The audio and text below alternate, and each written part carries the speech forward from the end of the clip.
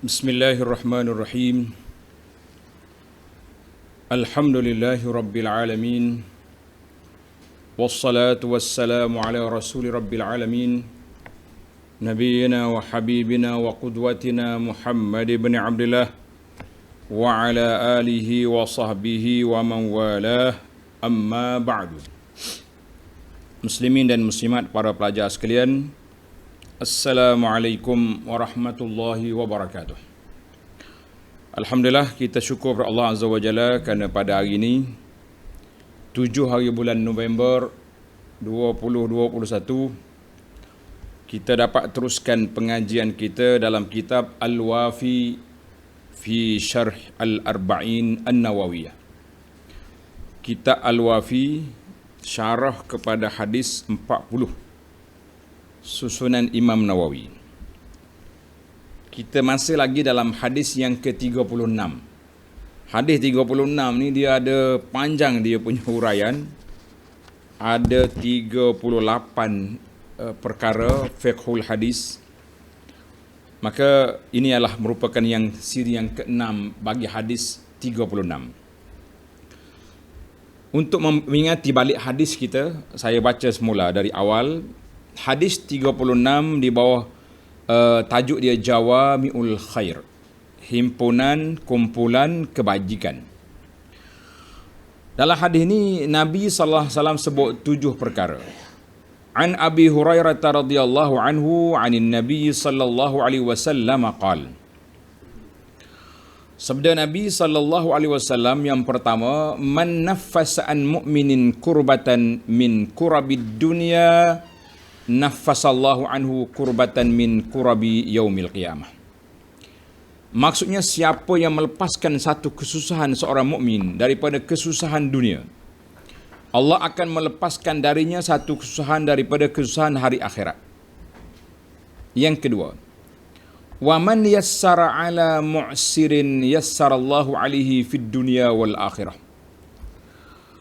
Dan sesiapa yang yassara, sesiapa yang melapangkan seorang yang berada dalam kesempitan, nascaya Allah akan melapangkannya di dunia dan di akhirat. Atas dunia lagi kita dapat. Yang ketiga, wa man satara musliman satarahullahu fid dunya wal akhirah. Siapa yang menutup keburukan saudaranya yang Islam, maka Allah akan tutup keburukannya di dunia dan di akhirat.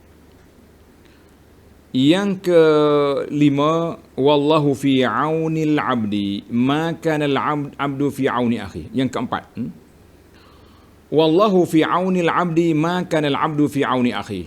Allah Subhanahu wa taala pasti akan menolong hambanya selagi mana hambanya menolong saudaranya yang lain. Yang kelima, wa man salaka tariqan yaltamisu fi ilma sahalallahu lahu bi tariqan ilal jannah. Sesiapa yang berjalan mencari ilmu, Allah akan mempermudahkan untuknya jalan ke syurga. Yang keenam, wa majtama'a qaumun fi baitin min buyutillah yatluna kitaballah wa yatadarasunahu bainahum illa nazalat alaihimus sakinah wa ghasyiyatuhumur rahmah wa haffathumul malaikatu wa dzakarahumullahu fi man 'indah. Artinya, tidak berkumpul suatu kaum di rumah Allah di masjid. Mereka membaca Al-Quran dan saling belajar dan mengajar antara satu sama lain, melainkan Allah Ta'ala turunkan kepadanya 4 perkara. Yang pertama, sakinah, ketenangan. Majlis itu dilingkungi oleh rahmat dan malaikat juga bersama dengan mereka. Allah SWT akan sebut nama mereka kepada kumpulan yang berada di sisi Allah Azza wa Jalla. Yang ketujuh, yang ini kita nak hurai pada kali ini, wa man batta'a bihi 'amaluhu lam yusri' bihi nasabuh. Maksud dianya, sesiapa yang kurang amalannya slow sangat, slow, maka nasab keturunannya tidak akan dapat menyempurnakannya. Jadi keturunannya tak boleh nak tarik dia semata-mata keturunan. Hadis ini sahih diriwayat oleh Imam Muslim. Baik para pelajar sekalian, untuk huraian hadis ini yang ketujuh ini, Tuan-tuan pergi ke muka surat 583 dalam kitab kita yang ini, yang hijau ni. Muka surat 583, Fiqhul Hadis yang ke-35. Insaniyatul Islam wa adalatuh. Kemanusiaan dan keadilan Islam. Ada ulama katakan ajaran Islam adalah ajaran manusiawi. Kita terjemahlah yang kita selesa. Makna kemanusiaan dan keadilan Islam iaitu berat-taqwa, amal soleh, tariq al-wusul ila Allah Azza wa Jalla, jalan menuju kepada Allah Azza wa Jalla. Tengok kitab. Islam telah menetapkan kesatuan manusia, wahdatul insaniyah, kesatuan manusia. Menanamkan persamaan di antara mereka daripada sisi asal kejadiannya daripada manusia, daripada tanah, basyariah dia panggil. Semua manusia adalah berasal daripada satu jiwa, Datuk Adam. Tidak ada perbezaan antara yang putih dengan yang hitam. Tidak ada keutamaan bagi orang Arab dan bukan Arab. Tidak ada keistimewaan bagi bangsawan atau orang biasa dalam penciptaannya. Dua-dua manusia ni sama je. Kalau kita kata kita comel Melayu, orang lain kata udah kepek. Oh, kita kata Afrika udah, Afrika kata kita udah juga, sama je. Jadi kita tak nak nilai orang, masing-masing menilai diri. Tetapi yang menjadi penilaiannya apa? Tengok dalam surah An-Nisa, firman Allah Ta'ala, a'udzubillahi minasyaitanirrajim. Ya ayyuhan nasu attaqu rabbakumul ladzi khalaqakum min nafsin wahidah wa khalaqa minha zawjaha wa batha minhuma rijalan katsiran wa nisaa. Wahai sekalian manusia, bertakwalah kepada Tuhan kamu yang telah menjadikanmu bermula daripada diri yang satu, iaitu tok kita Adam. Dan yang menjadikan daripada Adam itu pasangannya Hawa. Dan yang memperbanyakkan daripada keduanya zuriat keturunan lelaki dan perempuan yang ramai. Mana daripada tok Adam, Hawa, habislah keluar anak cucu. Surah An-Nisa ayat 1. Keadilan ilahiyah dalam Islam diwujudkan dengan dijadikannya keutamaan di antara manusia hanya berdasarkan amal soleh dan jalan menuju taqarrub kepada Allah, iaitu taqwa, tanpa melihat kepada asal keturunan. Sebagaimana firman Allah Ta'ala, Ya ayyuhan nasu inna khalaqnakum min zakarin wa unsa وَجَعَلْنَاكُمْ شُعُوبًا وَقَبَائِلَ لِتَعَارَفُوا إِنَّ أَكْرَمَكُمْ عِنْدَ اللَّهِ أَتْقَاكُمْ إِنَّ اللَّهَ عَلِيمٌ خَبِيرٌ. Wahai umat manusia, sesungguhnya kami telah menciptakan kamu daripada lelaki dan perempuan. Kita ni mari daripada dua ya. Dan kami telah menjadikan kamu berbangsa-bangsa dan bersuku-suku, supaya kamu berkenal-kenalan dan beramah mesra antara satu sama lain. Sesungguhnya, ini poin dia. Inna akramakum indallahi atqakum. Dan sesungguhnya, semulia-mulia kamu di sisi Allah ialah orang yang lebih takwanya di antara kamu. Bukan yang lebih keturunan atau bangsa atau kekayaan. Sesungguhnya Allah amat mengetahui lagi, amat mendalam pengetahuannya akan keadaan dan keadaan amalan kamu. Surah Al-Hujurat ayat 13. Silsilah nasab, keturunan, tidak memberi manfaat apa-apa di sisi Allah, kerana Allah menetapkan balasan sesuai dengan amalan, bukan dengan keturunannya semata-mata. Maknanya kalau kita kata dengan keturunan semata-mata, maka habislah puak Quraisy tu rapat belaka dengan Nabi sallallahu alaihi wasallam. Seorang hamba tidak akan mencapai kedudukannya tertinggi di sisi Allah kecuali dengan amal soleh, dengan ikhlas dan mengikut sunnah Nabi sallallahu alaihi wasallam. Bahkan keturunan akan menghilang pada hari kiamat. di saat seluruh manusia makhluk akan berdiri pada satu tempat di mana seseorang tidak akan menoleh kepada orang lain. Pada bila kita duduk di mahsyar esok, ada hari tu anak beranak pun tak tengok mu aku, adik-beradik pun tak peduli siapa-siapa. Apalagi kalau nak cari keturunan yang lain-lain, lagilah jauh. Jadi Allah sebut dalam surah Al-Mu'minun, فَإِذَا نُفِخَ فِي الصُّورِ فَلَا أَنْسَابَ بَيْنَهُمْ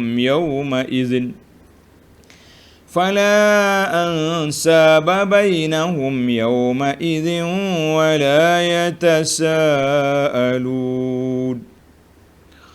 Kemudian apabila ditiup sangkakala, berlakunya kiamat, maka pada hari itu tidak ada lagi manfaat pertalian kerabat di antara mereka. Tak peduli lah gitu. Dan tidak pula sempat mereka bertanya-tanyaan, di mana ayah, di mana anak, mana menantu, mana cucu, tak ada. Bila dia tanya, bila masuk dalam surga nanti, masing-masing berkumpul balik. Mana di saat berlaku kiamat tu, la ansab, tak ada siapa peduli mu aku.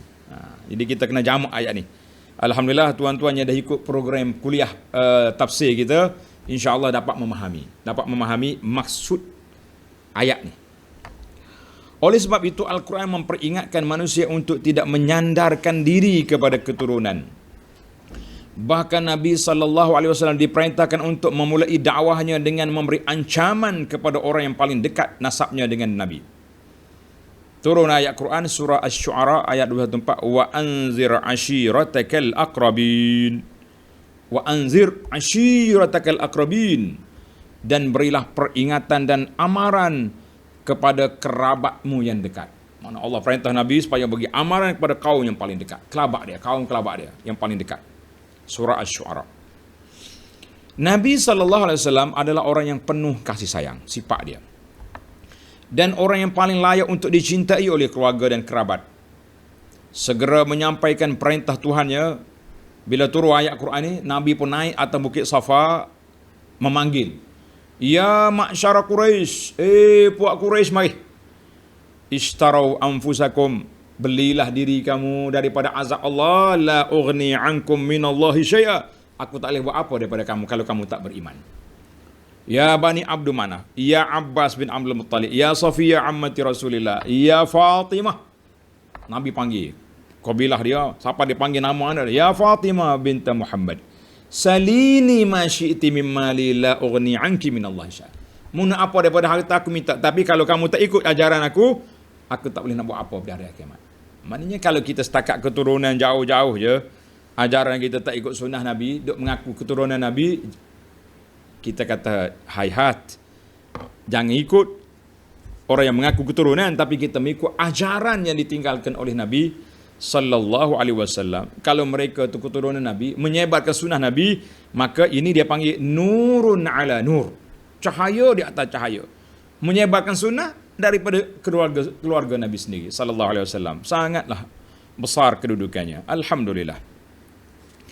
Baik para pelajar sekalian, hadis itu hadis yang ya ma'syara Quraisy tadi muttafaqun alaih. Baik, kita pergi kepada fiqhul hadis yang ke-36, wilayatul imani wal amal, la wilayatud dami wan nasab. Hubungan wilayah, perlindungan itu di atas dasar iman dan amal, bukan darah dan keturunan.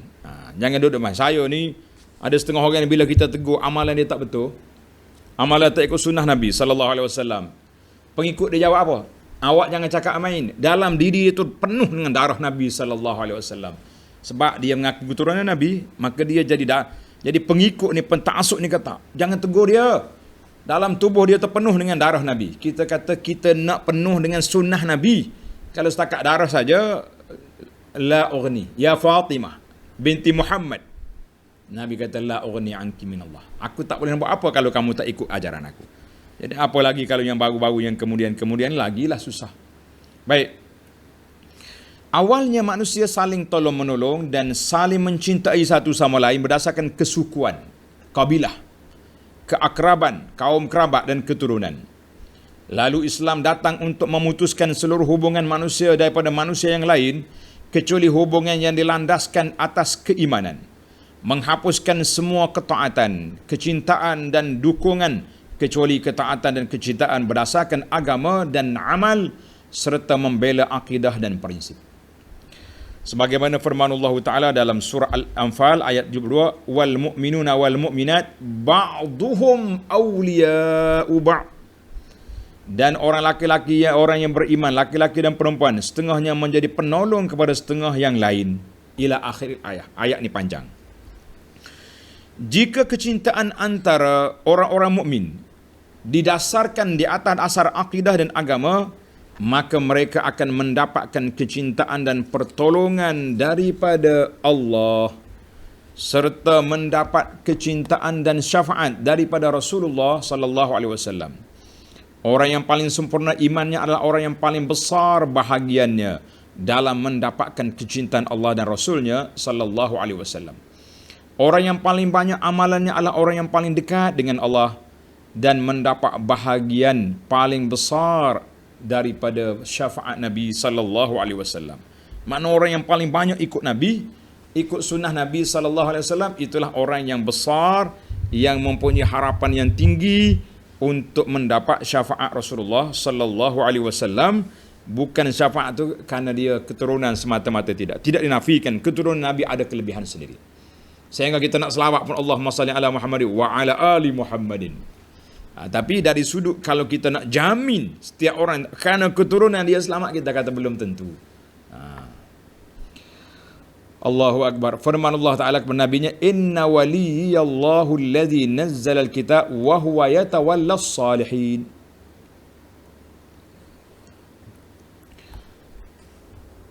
Sesungguhnya pemeliharaanku, inna waliyallah, ialah Allah. Wali aku Allah, maknanya penjaga kita Allah, yang telah menurunkan Al-Quran, dan dialah yang menolong dan memelihara orang-orang yang berbuat kebajikan. Surah Al-A'raf ayat 96, surah Al-Jathiyah 19, Allahu waliyul muttaqin, Allah pelindung pada orang bertakwa. Dalam surah Ali Imran ayat 68, Allahu waliyul mu'minin, Allah pelindung kepada orang mukmin. Masya Allah. Zalika bi anna Allah maula allazina amanu wa annal kafirina la maula lahum.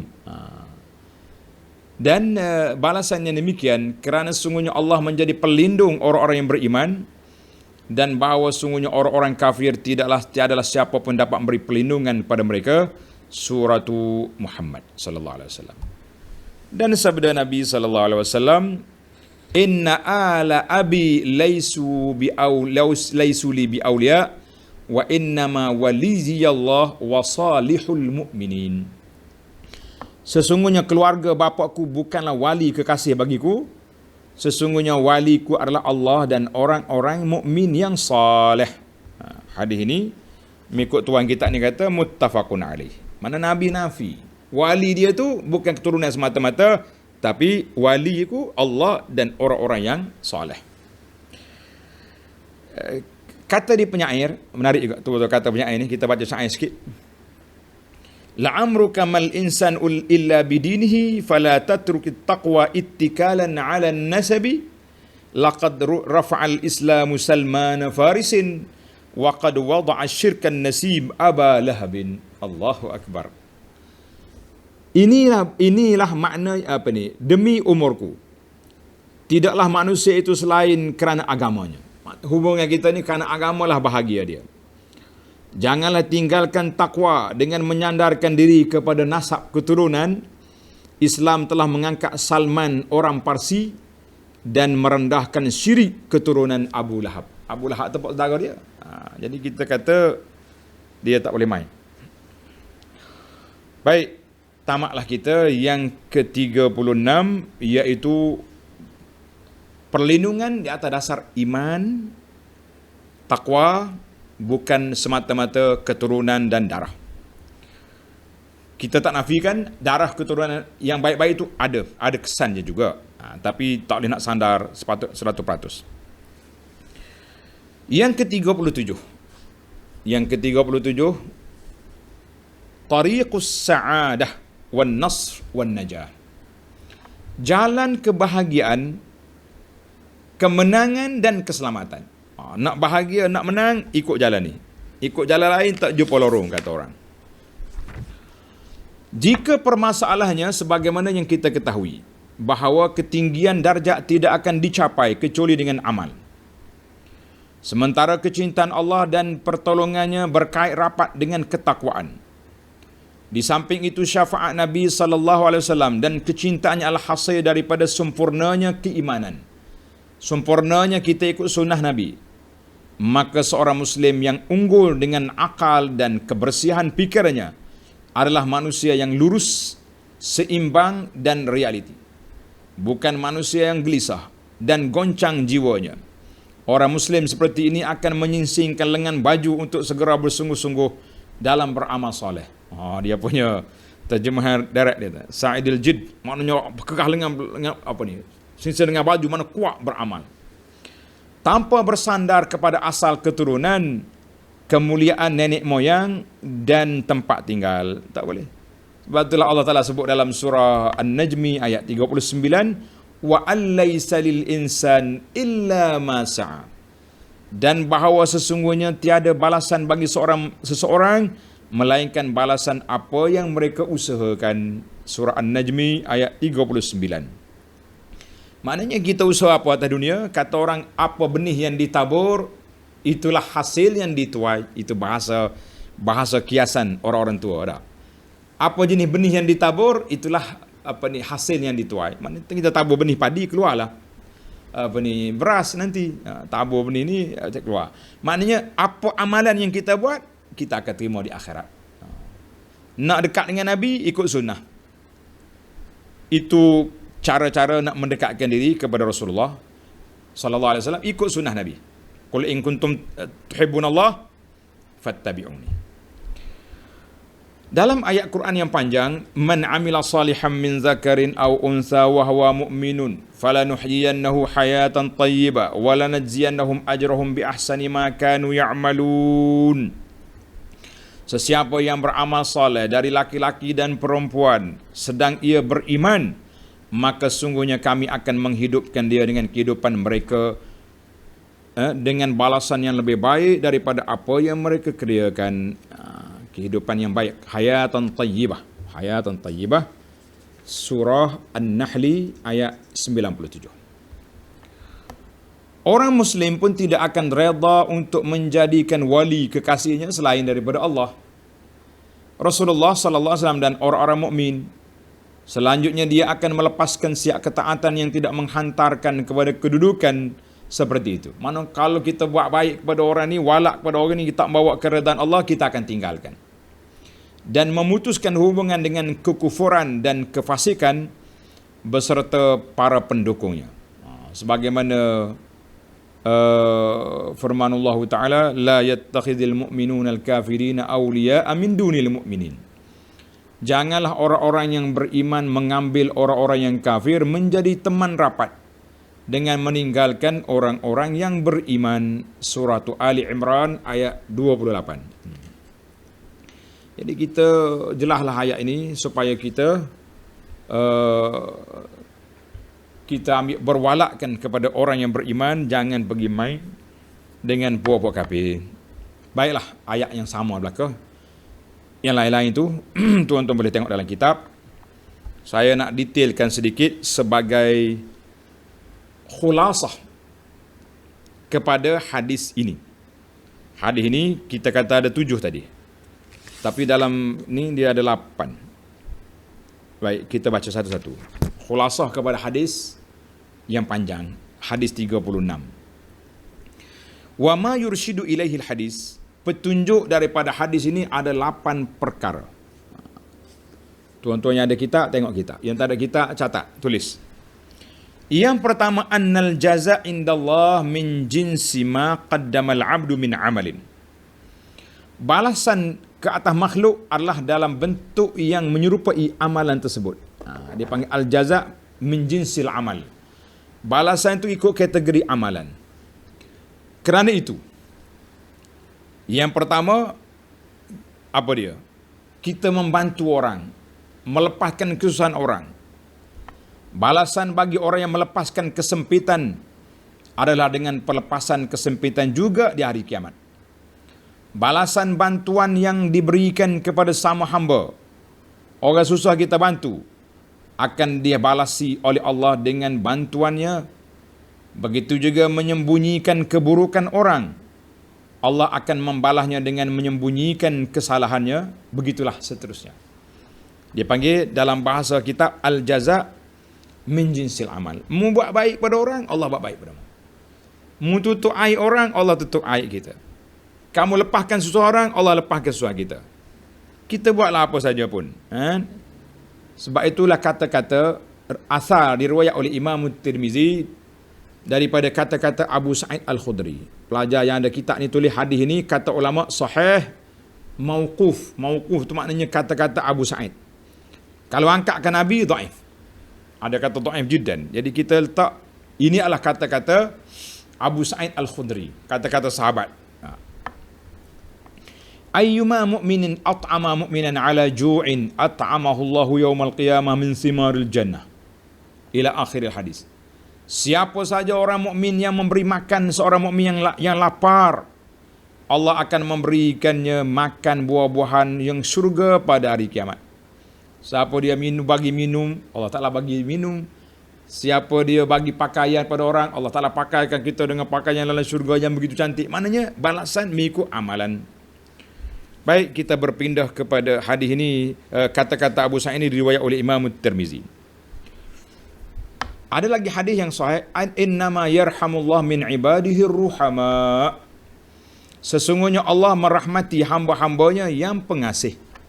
Kita nak suruh Tuhan sayang kepada kita, kita sayanglah kepada orang-orang yang susah, orang yang memerlukan bantuan, rahmat kesian belas kepada orang. Yang kedua, al-ihsanu ilal khalqi tariqu mahabbatillah. Berbuat baik, ihsan yang buat baik terhadap makhluk adalah satu jalan kasih sayang Allah Azza wa Jalla. Kita nak suruh Tuhan sayang kepada kita, kita pergi buat baik pada orang. Kerana semua makhluk adalah keluarga, Allah Subhanahu wa taala bertanggungjawab memberi rezeki kepada mereka dan menjamin kelangsungan hidup mereka. Oleh itu orang yang paling dicintai oleh Allah adalah orang yang paling banyak memberi manfaat kepada ahli keluarganya. Mana ibarat makhluk ni semua tu di bawah jagaan Allah. Kita tolong, kita khidmat, maknanya Allah Ta'ala suka dengan perbuatan kita tu. Sudah menjadi kebiasaan bahawa seorang ketua atau raja amat suka orang yang berbuat kebaikan terhadap ahli keluarganya, dan apa sahaja yang telah disebutkan dalam hadis tentang melepaskan orang lain daripada kesempitan dan lain-lain ihsan, kebaikan yang dilakukan terhadap makhluk Allah. Jadi semua ni makhluk ni hamba Allah. Kalau kita tolong hamba Allah, Allah pun suka kepada kita. Allah tolong kita balik. Isu yang ketiga, bisyaratun wa wa'dun. Berita gembira dan janji Allah. Allah janji apa? Apa yang diberitahu oleh Nabi SAW, bahawa bagi orang yang melepaskan dan melapangkan kesempitan serta kesukaran yang dihadapi oleh saudaranya, maka Allah akan menamatkan kehidupannya di dunia ini atas iman dan Islam. Kerana orang yang selain daripada orang Islam tidak akan dirahmati di akhirat. Mereka tidak akan memperoleh pelepasan, bantuan dan kelapangan daripada kesempitan dan kesukaran hari kiamat. Jadi ada di sini ulama kata, kalau orang tu suka buat kebajikan pada orang, Allah mati dia dengan husnul khatimah. Bahkan kalau dia bukan Islam pun, mudah-mudahan Allah Ta'ala mati dia dalam keadaan beriman. Baru dia boleh ambil dia punya pahala kebajikan, charity yang banyak yang dia buat atas dunia dulu. Kalau tidak, dia rugi saja. Dia tengok kebajikan dia, tapi kebajikan dia tak boleh ambil sebab dia tak sempat buka akaun. Tak ada nombor akaun, tak ada, macam mana mau ambil. Yang ketiga, ma zukira minat tanfis. Yang keempat, pelepasan dan lain-lainnya yang disebut oleh Nabi SAW dalam hadis ini adalah am, meliputi setiap orang Islam. Di mana orang-orang kafir tidak punya bahagian dalam kebajikan itu, maka ihsan atas semua orang yang amat dituntut dan kadang-kadang kesan yang terkena ke atas semua makhluk yang mempunyai ruh. Dia tak terjemah habis ni. Dia kata meliputi setiap orang Islam, tulis tambah tuan-tuan, wa ghairihi, dan orang-orang yang bukan Islam. Orang-orang yang bukan Islam, betul balik terjemahan. Meliputi setiap orang Islam dan orang kafir yang tidak menentang Islam. Lari jauh ni terjemahan tu. Allah sayang kita ni. Tuan-tuan terjemah balik. Nanti pergi baca salah pula. Pelepasan ini yang keempat. Yang Nabi kata siapa dia bantu orang. Dia tak sebut Muslim tak Muslim. Mana dia termasuk juga orang kafir yang bukan penentang Islam. Kalau kafir harbi, itu tak masuk. Maka ihsan atas semua orang Islam, ihsan atas semua orang. Islam ke bukan Islam itu amat dituntut dan kadang-kadang kesan yang terkena ke atas semua makhluk yang lain termasuklah hayawan. Allah Ta'ala sebut Nabi sebut innallaha katabal ihsan ala kulli syai'. Allah Ta'ala dah menetapkan ihsan, buat baik itu kepada semua benda. Orang, Muslim, non-Muslim, lain daripada harbi, hayawan-hayawan di daratan dan di lautan, buat baik. Hadis ini riwayat Muslim. Dalam riwayat lain, fi kulli kabidin rutbatin ajrun. Pada setiap makhluk yang bernyawa ada ganjarannya jika berbuat baik kepadanya. Kita buat beri makan kucing pun boleh pahala, bagi makan burung minum air pun boleh pahala, semua perkara boleh pahala. Alhamdulillah. Hadis ini dalam Bukhari Muslim. Yang kelima, al-hazar min tatarruqir riya' fi talabil ilmi. Allah. Tuan-tuan ambil betul-betul ni. Berjaga-jaga, berhati-hati daripada riya' dalam menuntut ilmu, kerana ancaman riya' ini lebih banyak terhadap penuntut ilmu daripada amalan lain. Orang lain menuntut ilmu engineer, tak ada orang riya'. Tapi dalam menuntut ilmu agama ni kadang-kadang riya' masuk. Suka nak perli orang, nak jatuhkan orang. Inilah. Orang yang belajar tak ada CJ, dia marah kau orang ada CJ. Orang tak ada CJ, marah kau perli orang. Jadi kita kata jangan duk perli-perli. Masing-masing cuba untuk beramal dengan ilmu yang sahih yang kita belajar. Kerana itu mestilah memperbaiki niat dan ikhlas, agar ganjaran tidak terbatal dan usaha tidak menjadi sia-sia. Sebab itu Nabi sebut dalam hadis, man salaka tariqan yaltamisu ilma. Siapa dia berjalan kerana Allah untuk mencari ilmu, Allah mudahkan jalan ke syurga. Bukan semua ilmu tu. Ilmu nak takbur, nak sombong, walaupun ilmunya banyak, dia baca kitab daripada awal sampai akhir, tak salah separih pun dia punya nahwu, saraf, tak selamat kalau tidak ikhlas kepada Allah Azza wa Jalla. Kalau kita biarlah, kalau kita baca tergagak-gagak tapi kita boleh faham, lebih baik daripada kita belajar fasih tapi tidak ada apa? Tidak ada ikhlas. Na'udzubillah.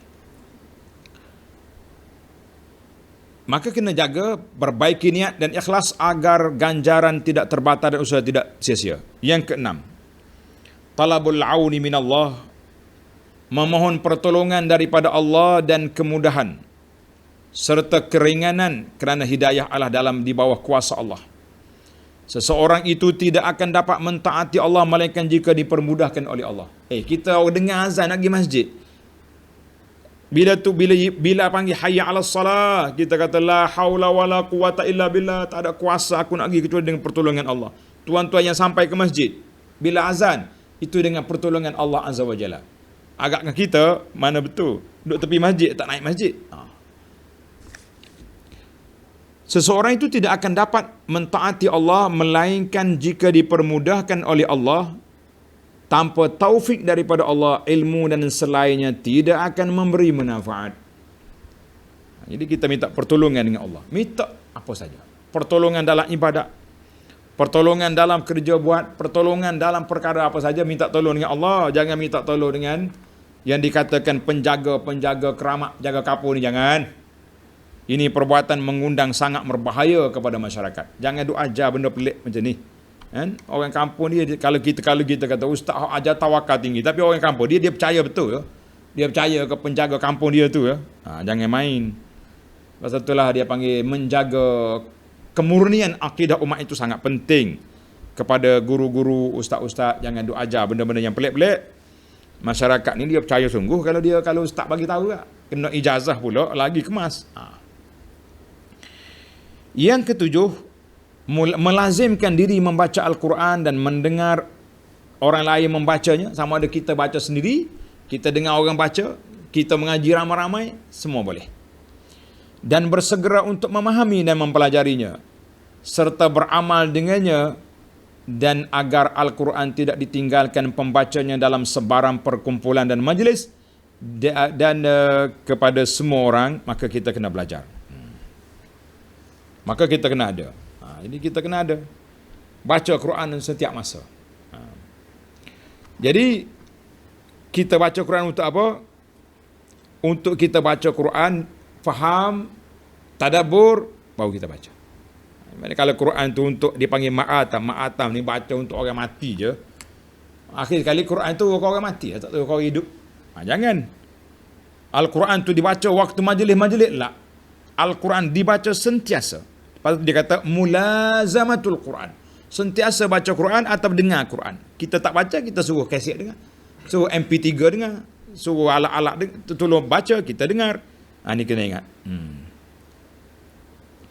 Baik para pelajar sekalian. Yang ke-8 yang terakhir, al-mubadaratu ila at-taubati wal istighfar wal amalis salih. Segeralah bertaubat, beristighfar dan mengerjakan amal saleh. Kena segera. Firman Allah Ta'ala, a'udzubillahi minasyaitanir rajim. Wasari'u ila maghfiratin min rabbikum wa jannatin 'arduha as-samawati wal ardu 'iddat lil muttaqin. Dan bersegeralah kamu kepada keampunan daripada Tuhanmu dan kepada syurga yang luahnya seluah langit dan bumi yang disediakan untuk orang-orang yang bertakwa. Siapa orang bertakwa? Alladzina yunfiquna fis sarra'i wad-dharra'i wal kaziminal ghaiz wal 'afina 'anil nas. Wallahu yuhibbul muhsinin. Iaitu orang-orang yang menafkahkan hartanya pada waktu lapang, waktu dia kaya, pada waktu dia susah. Sedekah mesti jalan. Dan orang-orang yang menahan amarahnya dan memaafkan kesalahan orang. Allah menyukai orang-orang yang berbuat kebajikan. Surah Ali Imran ayat 133 134, iaitu bersegeralah bertaubat dan mengingati Allah di waktu senang atau susah, sampai kepada sempit ataupun lapang, kita kena bersegera. Jadi para jemaah sekalian, tamatlah perbincangan hadis kita ini. Yang penting bagi kita nya 8 perkara dalam khulasa kata 8 perkara, 7 perkara atau 8 perkara yang disebut oleh Nabi sallallahu alaihi wasallam ini adalah merupakan jawami'ul khair, pintu-pintu kebajikan. Jadi kita berusahalah seboleh mungkin untuk membantu orang dalam apa saja bentuk kemampuan yang kita ada. Orang yang ada ilmu, bantu orang, memberi jawapan, memberi bimbingan, memberi panduan, mengajar orang, biar orang tu keluar daripada kelompok kejahilan kepada keimanan. Orang yang susah, kata di para ulama, orang ni dalam kitab Mestikah Hadis. Tuan-tuan tengok dalam Mestikah Hadis ni peka sungguh pena penulis dia. Walaupun kitab ni kitab Malaysia, dia kata di antara membantu orang susah, dia tafsir hadis ni. Membantu orang susah, kalaulah contohnya kita kata awak ni kalau ikut mazhab Syafi'i memang tak boleh nak jalan. Habis kita kena ajar dia pekoh mazhab lain biar boleh lepaskan. Tengok dalam kitab Mestikah Hadis. Menarik tuan-tuan. Maknanya kita kata orang ni 2 orang yang suami isteri tinggal. Suami sakit. Isteri nak tolong ambil wuduk kan dia, tersentuh batal wuduk. Kita bagi ajar majoriti ulama mengatakan tak batal wuduk. Mempegang hadis yang pegang mazhab ini tak batal wuduk. Tolonglah ambil wuduk pada dia, pegang dia solat boleh. Kita kata itu pun termasuk dalam melepaskan kesusahan orang mukmin. Allahu Akbar. Jazahumullahu khairah kepada panel kita. Sampai maknanya mereka ni peka. Hari ni tuan-tuan tanya soalan. Kita cuba cari jawapan-jawapan yang boleh melepaskan kesusahan. Itu termasuk dalam melepas kesusahan. Susah nak dapat pertolongan, kita bantu. Maka kita mengatakan semua perkara lah. Orang tak ada makanan, kita beri makanan, termasuk dalam kesusahan. Jadi alhamdulillah para pelajar sekalian, tamatlah hadis kita yang ke-36, sebanyak 6 siri kuliah baru tamat. InsyaAllah kita akan sambung lagi siri yang akan datang. Al-haditsus sabi' wa thalathun, hadis yang ke-37, adlullahi ta'ala wa fadluhu wa qudratuhu, keadilan Allah, limpah kurnianya dan kekuasaannya. InsyaAllah dalam siri akan datang. Subhanakallahumma bihamdika, asyhadu an la ilaha illa anta astaghfiruka wa atubu ilaik. Wa sallallahu ala nabiyyina Muhammad wa ala alihi wa sahbihi ajma'in. Walhamdulillahi rabbil alamin. Wassalamu alaikum warahmatullahi wabarakatuh.